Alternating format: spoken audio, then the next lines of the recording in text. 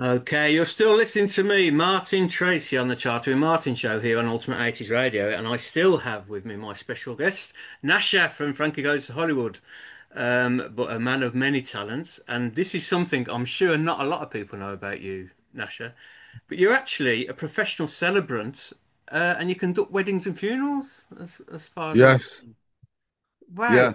It, I mean, it's I I'd written a couple of eulogies for friends of mine who passed away, and when we were planning to move back to Liverpool, I wanted to do something that was different from what I was doing because I've been doing sparking, doing a yeah, bit of lecky work, yeah, alongside doing the music because the music don't pay. yeah. Um, and there was a celebrant who was hosting this wedding. I was due to play at a wedding for my mate. Um, which is I'll tell you that to tell you a funny story about Yeah, this yeah. actually, cause, Please do, yeah, yeah. about the wedding. So my mate Liam, right, he's white and he's like a Londoner, and he said, "Yeah, you want to play the Power of Love at my wedding?" I went, "Yeah, it sounds, yeah, no problem." And he said, "Yeah, we're gonna have Power of Love at the end. We've got coming down the aisle to a string quartet." Anyway, I went, "Yeah, it sounds." And a week later, he goes, "Here, you fancy, you fancy having a string quartet playing the Power of Love with you?" And I went, "Yeah, it sounds." He said, "Let me put you in touch with Javier." Of course, it'd be someone with like a name like a racing driver, wouldn't it? So I went, I get Javier's email. I send him a version of me doing it live. It goes like that. Knock yourself out. So then I turn up for the wedding rehearsal. And there's a cello player standing there. And I go, "All right, mate, are you Javier?" And he goes, "Javier don't come here." I said, "What do you mean?" "Nah, Avier's sitting at home knocking it out on Sibelius and banging it out to these people on MU rates." Oh, wow. So I went, "Okay, let's see what happens. Let's see what chops Javier's got because he's got a very good template in it and Dudley's brilliant string arrangement." So I start playing it. First verse, pizzicato strings that are not on the record. I'm going to fair respect Javier. But I had this mental picture of him sitting there on a beach hut somewhere in the Yeah, Bahamas, just tapping it all out and going, yeah. And this is the weird thing about the dots people, the people who read the dots, they don't know each other. They just turn up and read this thing. So I had the flavour of this last night, but we're musicians and we're winging it. The yeah, Dutch people, they can't wing it. Some of them can, but yeah. like the fact that, oh, do you know each other? No, well, me and Jimmy have played, but I don't know these two. That's just bizarre, isn't it? Yeah, Just yeah, bizarre. absolutely. It doesn't. I just don't get it. So, oh yeah, so there's a celebrant at the wedding, and I said, I'm thinking of becoming a humanist, and she said, don't become a humanist because they won't have any prayers. Theirs is all like science and all that, which I Yeah, dig. And yeah, she said, but you're there to cater for other people. And I went and trained with them. I went to Leeds for a week and stayed in the Premier Inn and did this training course. And I came back and I did one funeral for a guy who drank in the pub with me, mm, my friend Phil, who lost his son, and that was my first one. mm, And then in March of 2020, I got a couple from the co-op, and I got really good customer feedback. mm. And then COVID happened, and it just went Oh, yeah. mad. All the churches closed, Oh, yeah. and it was very difficult because I couldn't go and see people. So I wasn't even doing it over Zoom. I was just doing it over the phone Mm. with a little Zoom H1 recorder. And I'm up to 570 Wow. something now in Wow. that time. So we're doing about 100 a year. Um, I've got an Instagram channel which is set up just Nashy the Celebrant on Instagram, all one word. And it's when I started it was just to keep count Hmm. of how many I was doing. And then so it's a picture of a flower and a picture of my tie on the day. Okay. And when I started, I only had two ties. Now I've got 100. So I like to try and wear a tie of the person's favorite color, or if the Liverpool fans or Yeah. Everton fans or whatever. Yeah, yeah, yeah, yeah. Um, and then I started putting little bits of information from my eulogies about these people, Mm. just their name, their first name, and their age, and just telling a little bit about them. And I think if people start reading that, they will uh, they will understand why I love what I do. So it ticks a writing box Yep. because you're having to write about these people. So now I go to see the families. We sit down. I put a recorder on for 40 minutes, Mm. and I come home, listen to that, make notes, and write the thing. And with the idea being that when the people are there listening to it, they're thinking, "God, is he one of his neighbours or something? Is he one of his mates?" Which people say a lot, but I'm only channeling the information I'm getting off the family. Yeah. And I love it, love writing about them. It ticks a performance box as well Yeah. because in essence, what you are doing is performing. Um, and it's the social history. I don't know Mm. about yourself, man, but the Mm. older we get, Yeah. I have a theory that once you turn 50, Yeah. there's no denying you're closer to the front of the queue than you are the Yeah. back. Absolutely, mate. Yeah. This maybe psychologically makes us look over our shoulder a little bit more. Yeah. And it's we become a bit more obsessed about what's in the past. And also I'm telling stories of people who are not much older than me who have very Yeah. similar uh, signatures in their timeline of Uh-huh. like we all went to North Wales for our holidays. No Yeah. wonder, Yeah. no wonder they all ate us. And the growing up, the people who were employed at places like Birdseye and the Yeah. Delco and Yeah. Plessy's, all the Vernons and Yeah. Littlewoods, and these people have just led incredible Yeah. lives. And Yeah. going to see the family, you get it's not a funeral. I'm not putting the fun into funerals, but Yeah. I am. It's a celebration of life, and Yeah. that's what. And we don't know about these people, mate. That we sit next to them on the bus, we Yeah. I sit know. next to them in the doctors. They're in front of us at the petrol Yeah. station. We don't know who they are, and it's an absolute honour to be able to tell people about them Yeah. and to have their last words. And I'll give you two examples of the edge, two ends of it. It's the two examples I always give somebody. Mm. I was dealing with two women, a woman, two sisters, Carol and Sandra, and it was their mum's their uncle who died, Mm-hmm. and I said to them, write some tribute to yourself. All right, Brian, I'll do that. That's a good idea. And so Carol says, and our Sandra wants to say something to her. And I went, that's great. Sandra can say something. But after that, my mum wants to say something. I said, well, so your mum can just get up then. She can't get up, Brian. She's in a wheelchair. I said, well, I'll just hand over to her. What's her name's Maureen? Maureen's in the front. And Maureen's sitting in the wheelchair and she comes in and Carol and Sandra do their bit. And I say, Maureen, you want to say your bit? And she pulls her mask down. And man, this is word for what she said. She went, Yeah. Sammy, lad. I'm not half going to miss you, lad. I've got so many lovely memories from when you were a kid. Every Sunday, our mum would make the roast, and you get all the bits of scrap veg, and you'd run down the garden and give them to your little rabbit Flopsy. And one day, you went down there, and the cage was open, and Flopsy was gone. And you thought he'd died, but he hadn't. We'd ate him. And when we told you, you took it really well. Night and God bless, lad. It's like, how am I going to follow that? And on to the other the other end of that, I asked a fella to write something about his dad. He said, I won't be able to read it. And I said, I've never done anything like this before. So I always say to people, you have Yeah. to try and put what's in your heart on the page. And Mm. if you can do that, then that's the truth. And that the truth can never be wrong. Mm. And this guy talked a little bit, did two paragraphs about where his dad grew up and who his mum was and where the school and the jobs and that. And then he said, but who was my father to me? Who was my dad to me? Any man can be a father, but it takes a special person to be a Mm. dad. And every day my dad came in from work and he'd come through the front door in his big overcoat and he'd walk down the hall and he'd pick me up and give me a hug.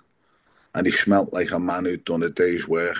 Mm. And in the winter, that overcoat was my duvet, and I slept as though he had his arms around me. And this fella goes, "Do you think that's any good?" And I said, "Mate, Morgan Freeman should be reading this, not me." That's just, that's just absolutely, and it's that thing of smelt like a man who'd done a day's Yeah, work. yeah, yeah, I'm in that corridor. I'm yeah, in yeah, that hall when he told me, and yeah, that's the power of the writing. So you've never yeah. done this before, mate. You can do this. You've just Mm. done it there. That's authors would scream for something like Oh that. yeah, that's a great line. That's Yeah. a great line. So with the writing, then did obviously you write songs and that now, which we're going to go on to. But so were you chief songwriter in Frankie or one No, of them? no, we just me, Mark, and Ped would go away and record 4-track demos onto a Porter studio and give them to Holly. And he's by the time we'd had it records and started, Yeah, we were never really in the same room together. right. It was like the writing process became we would give him a cassette and he would go away and Yeah. do that and he'd go, "Oh, can you make this bit a bit? Can we make this bit a bit longer, or can you shorten that bit Mm. to go with what he had?" So that's kind of how it was. And we'd have a jam together, and that's how the songs came about.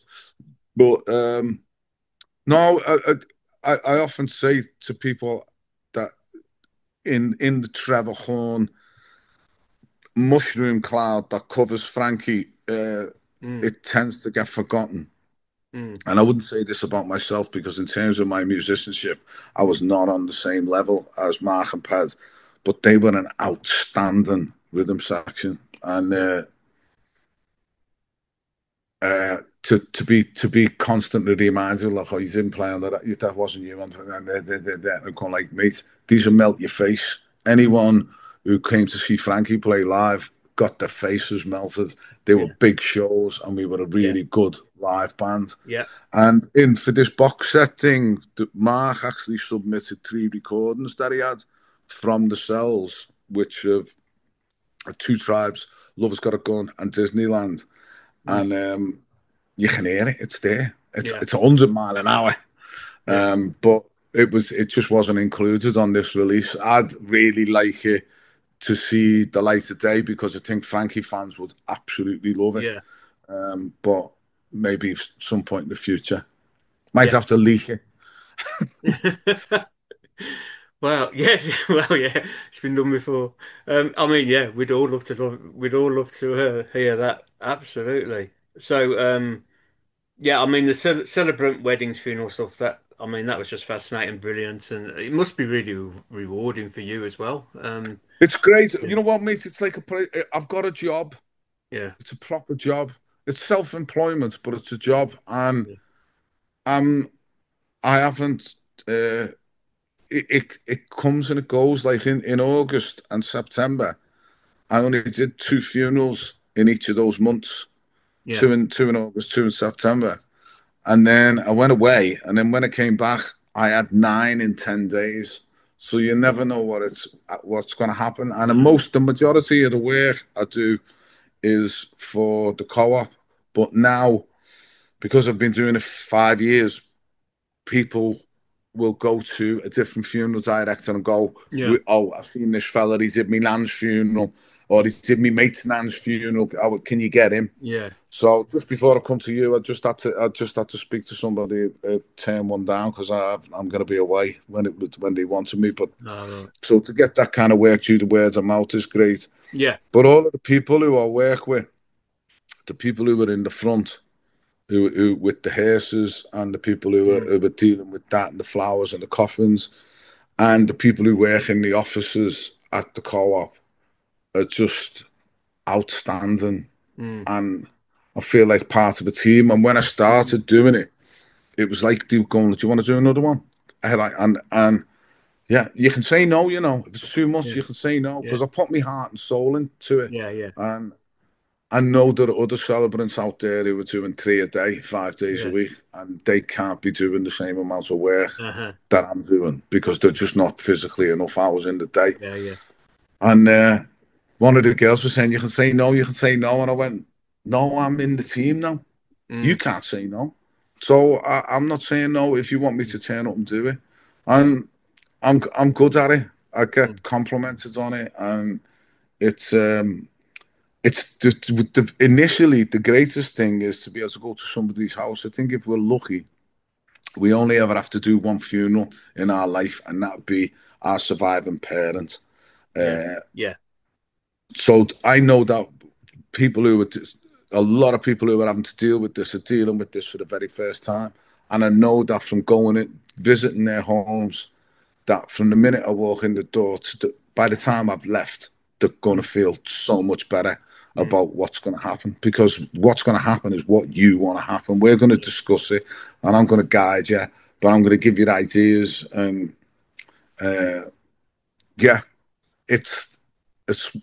I was talking to Dad. I did a funeral recently for a fella whose name was Bren, and he was a real music head, and he turned loads of people onto music, and he was a Dylan fan, and he turned both his lads onto Dylan, and Mm, they wanted to have 5 pieces of music. We had an hour for this funeral, but 5 pieces of music takes up a big chunk of that, especially if you're going to throw in "Blowing in the Wind" yeah.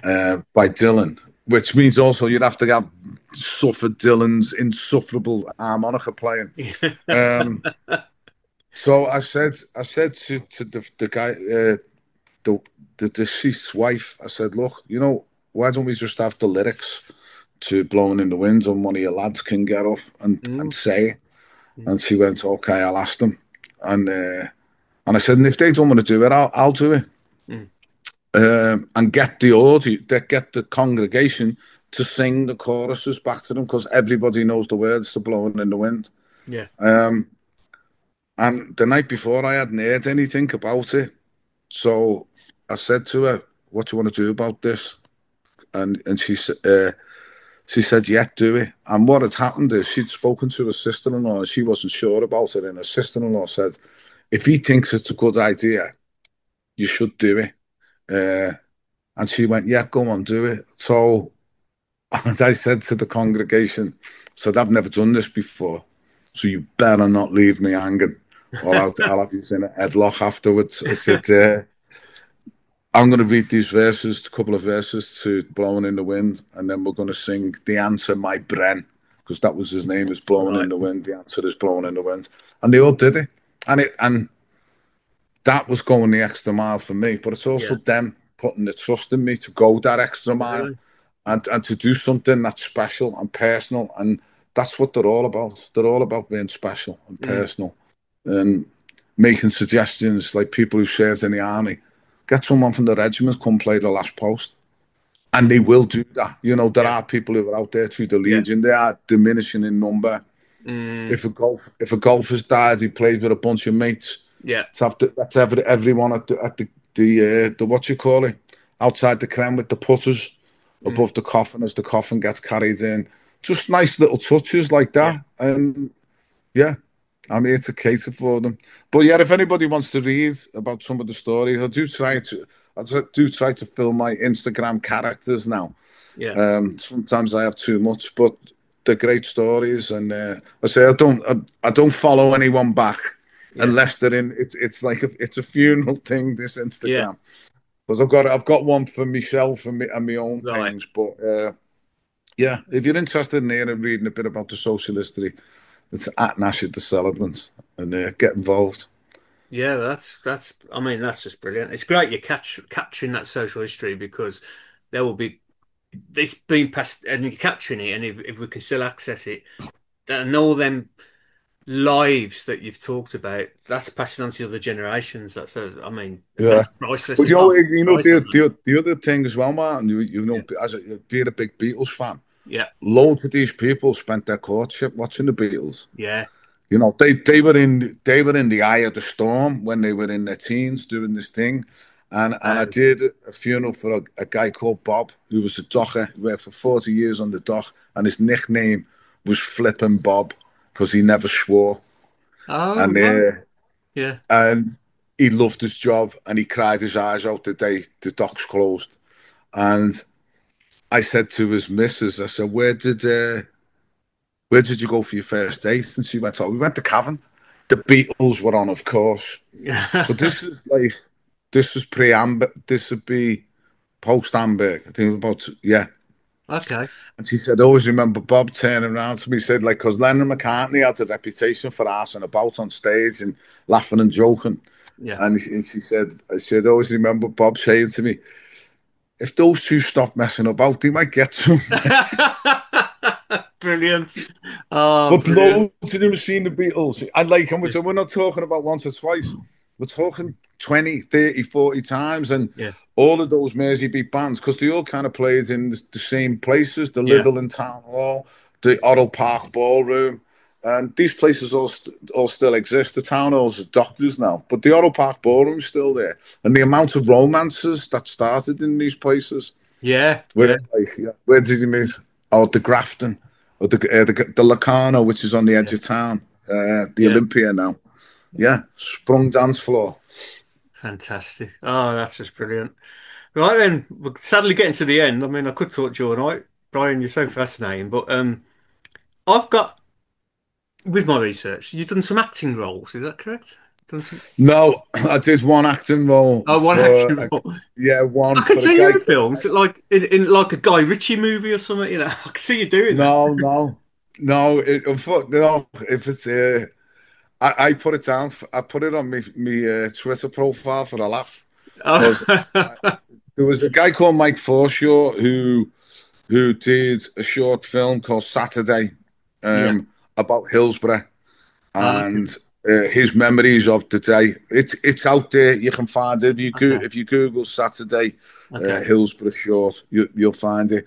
And Mike, I met Mike. We were doing a podcast Mm, about talking about Liverpool, and he was on there trying to raise money to get the film made, yeah. and or getting a bit of exposure that way. And he said he got in touch with me. He said, "Oh, I want you I want you to get involved in the film." And my first thing is like, "Oh, I want you to do some music." And I said, "Music? Yeah, I'll be all right for doing the music. I'd love it, man. Never done that." And he went, "No, I want you to be in it. I want you to be a docker in this film." So I Yeah. played the docker, a just made redundant docker. Who in my one line was, "Yeah, lads, one more time. Let's all having a drink on Maggie Thatcher because we've been made redundant." Yeah. And this was on the yeah. It's Neil Fitzmaurice, who's quite well known actor. He's in it. There's a Okay. few good familiar faces in it. A couple of kids who were unbelievable. And some years ago, I was involved in a Hillsborough walk from Mm, Sheffield to Liverpool, stopping off at a bunch of places over 36 hours. Uh, um, And the woman who organised that said to me, "Would you write a poem? You're a wordsmith." "Oh yeah, I can knock you off 500 words on Hillsborough, no problem." Like yeah. Hillsborough just cuts me in half. Yeah. That was for people of our generation, not just people from Liverpool. Yeah. That was a Absolutely. JFK Absolutely. moment. Yeah. Um, and I wrote this poem called "Why Do I Cry," which you'll find out there. I think it's on the end of the audio book actually. And when they did the screening of the film at a local cinema here at the Plaza, which is a lovely independent cinema in Waterloo, Mm, he asked me to read the poem, which is kind of like my experience of crying. Why do I cry? And the reasons why I cry about Hillsborough. And mm, yeah, very emotive. It mm. gets me. It Oh, still I can gets us. tell.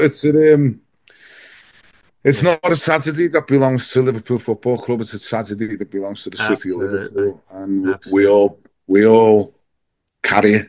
And after the vindication Mm, in the court in Warrington, we mm. all walked a bit taller the Yeah. next day because and it's still out there. And even at those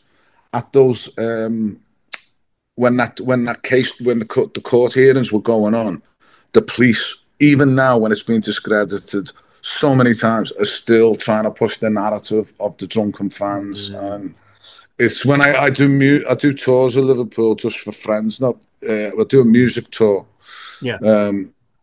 but when I take people around the city of Liverpool, I always stop at the Hillsborough Memorial Yeah. and I point out the names of these people, not so much the names, but their ages Mm, and the fact that all of their blood alcohol levels were taken. Even John Paul Gilhooly, who was 10 years old, yeah. um, Yes.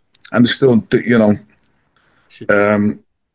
I put myself, if I'd have put myself in the shoes of some of those family members, Yeah. I don't think I've got that in me. I would have had to have stopped Mm. and moved on. And it's only being back here as well and knowing survivors who were my age, who would have been in their teens then. Mm. And some of them incredibly twisted by it. And Yeah. others who were like, yeah, no, it wasn't very nice. It's Mm. a near-death experience. It's PTSD. Yeah. No such thing when that happened. And I see these people who have good days and bad days, Yeah. even Yeah. now, all this Yeah. time on, and who were smeared by that headline in the Sun. And, Mm. you know, if there is one testament, well, that will speaks for everyone in this city is the fact that they still don't sell the Sun here. You Yeah. can't get a copy of it anywhere. And if somebody puts it on, the shelves in the shop, they'll be told if Yeah. in no uncertain terms. Yeah. A mate of mine was telling me recently, a guy opened a shop, Sri Lankan fella, and he's got it, and he's gone into him, gone, mate, I'm doing you a favour here. Yeah. I'm talking to you nicely about it. Don't have that in here because the next guy who comes in here might just set them on fire Yeah. outside your shop, Yeah. Yeah. you know. And he don't understand. It's a long time ago, you know. Yeah. You Yeah. can't expect everyone who comes here to understand Mm. the impact of it. But yeah, we covered Yeah. everything, haven't we? Yeah. I dedicated one of my novels to the 97 Hillsborough, Yeah, Double Fantasy, because I yeah, set it in Liverpool. Um, and yeah, it's just a, I remember it. I was fairly well. I was around the same age as you when it happened, and it just seeing it live unfold and everything. It was. I mean, I can't imagine and put myself in the shoes of the people who it really affected. But even then, as a kid watching it unfold, this was like I've never seen nothing like this ever. It's just like yeah. horrendous. And There then was a gentleman who I come into contact recently called Sean Malaya, and mm, he has written a play called When Will My Dad Be Home, mm, and it was put on in a community theatre in Anfield, and I went and supported it because it's important. And his mm, thing was he's done this book about tragedy and grief, mm, encapsulated by Hillsborough, and it's been integrated into Liverpool education policy, and he's right. trying to get it out across the That's really country. good. That's And really good. this seeing the play was so incredibly powerful, but it was a very amateur production in that there was no microphones, and Mm, sometimes it was difficult to hear what they were saying. And I'm so pleased that it's had a go at a really proper theatre, the mm, Epstein Theatre in the city, yeah, and I'm hoping that it will go to other places because it was a great cast of it's important, and the way they told the story, it was great, and it deserves a much wider audience. yeah, absolutely. Well, everyone, look out for that play. What's it called again? The When will my dad be home? When with Dabby, everyone look out for that. So I think gonna have to wrap it up. Unfortunately, like I say, it's been fascinating talking, and we've covered some very poignant topics as well as the music and that. But do you ever see anything? Life and Yeah, death with Nash. Yeah, yeah. yeah, Life and Death with Nash. That could be a new show on the Ultimate 80s. So, I mean, you've done the reunion. I mean, I was so excited when you done this. For days, you've done the reunion for the Eurovision when Yeah. Liverpool hosted the Eurovision 2023. Do you ever see the guys now or anything? I saw Holly about 5 or 6 weeks ago because a really good friend of mine had something come into her possession, which was a notebook that belonged to Holly that had been left in a flat where he Yeah, lived in Catton Street. And the guy who decorated the flat after Holly had moved out picked up this book. yeah, And Terry was the girl who had it, and she said, "I've got this. Do you recognise this?" And one of the lines written, it was just like an ideas book. yeah, lyrics, and one of the lyrics was "Love is like an energy rushing inside of me." Oh, wow. So I got in touch with Holly and went, "Is this yours?" And he said, "It's definitely my writing." And I said, "Well, look, the girl who's got it wants to reunite it with you. So, and she works in town. So next time you're in Liverpool, let's meet up, and I'll introduce you to her, or you can speak to her. And if you want to have a coffee or anything, then yeah, I'll come and see her." So I've seen him. Spoke to Ped before an hour ago, dealing with some stuff. Speak to him quite a lot. Sometimes I have a little three-way with him and Mark. Yeah. Because we're having to deal with this new product, which was a start, and also we've had our deal improved by Universal, which is great, and it's a new relationship. I know that we're the tiniest bit of shingle in this, mega organisation that is Universal Music, some conglomerate. But it's good, and the people who've been involved in it so far have been very passionate about the product, and it's been a labour of love for them, really, more than anything. So it's good that it's out there, and the best thing is the feedback that I've had personally from fans who are in my phone going, "This is," someone messaged me the other night and went, "I opened my DJ set tonight with War, sounds unbelievable." So that's good. The fact that for years they've bought some right old toss from ZTC that they've cobbled together. So there is something in this that hasn't been seen the light of day before, and they mentioned that they want to do the same thing for Liverpool, and say the pre-sale sold out in. There was 4,000 copies of it, which led them to say we're going to press some more. So that's all good, and it's nice that rough trade on Hanover Street here. It's got Frankie say relax over the door, and a couple of big posters in the window. So yeah, it's a good thing. It's cool. That's excellent. Well, it's been fascinating talking to you. I wish you well. I wish you with all the good projects coming up, which there'll be more. I mean, you're always involved in projects, collaborations, and that, aren't you? So yeah, we look for more from you. I'm trying to pass on the knowledge. Yeah. You're welcome on the show anytime. And just Buzzy, you're welcome. Next time you come up to Liverpool, you got my email. Let's have a pint. I'll give you a little tour of somewhere where we don't have to do 15,000 steps. Yeah. Yeah, that sounds good to me. That's definitely going to happen. Definitely. But man.